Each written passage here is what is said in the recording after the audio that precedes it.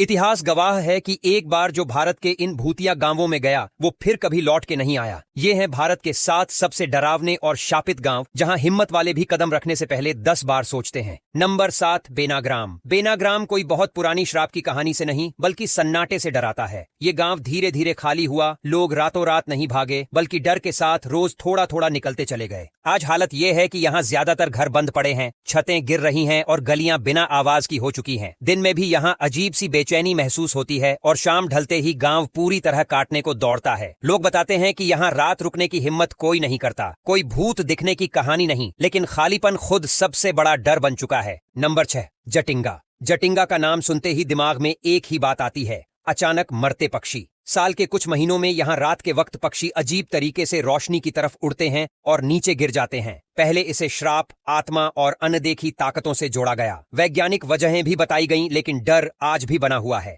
गांव में रात का माहौल भारी लगता है, खासकर कोहरे और सन्नाटे के बीच। बाहर से देखने पर ये आम सा पहाड़ी गांव लगता है, लेकिन सूरज ढलते ही लोग खिड़कियां बंद कर लेते हैं। यही अनजाना डर जटिंगा को खौफनाक बनाता है। नंबर 5, मायोंग। मायोंग को यूं ही भारत का ब्लैक मैजिक कैपिटल नहीं कहा जाता। यहाँ की पहचान तंत्र मंत्र, ओझा विद्या और रहस्यमय इलाज से बनी है। गांव के बुजुर्ग आज भी ऐसी कहानियां सुनाते हैं जिनमें इंसान गायब हो जाना, बीमारी ठीक हो जाना या अचानक कुछ बदल जाना शामिल है।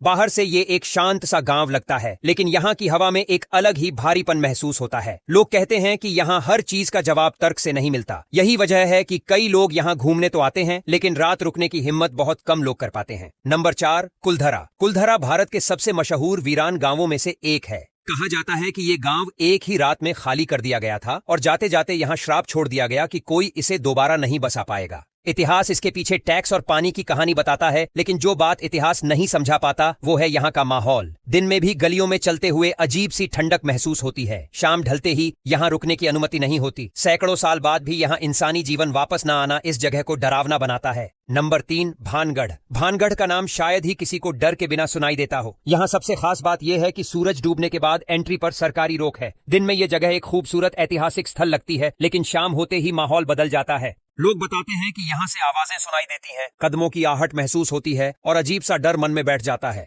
नियमों की वजह से यहाँ रात रुकने की इजाजत नहीं, और शायद यही बात दिमाग में डर को और मजबूत कर देती है। जब सरकार भी मना करे तो सवाल खुद पैदा होते हैं। नंबर 2, धनुषकोडी। धनुषकोडी कभी एक जिंदा गांव था, लेकिन एक रात में सब कुछ खत्म हो गया। 1964 के तूफान ने इसे पूरी तरह उजाड़ दिया। उसके बाद इसे इंसानों के रहने लायक नहीं माना गया। आज यहाँ टूटा हुआ रेलवे स्टेशन, उजड़े घर और चारों तरफ समुद्र है। दिन में भी यहाँ रुकने पर अजीब सा डर लगता है, क्योंकि हवा की आवाज हर समय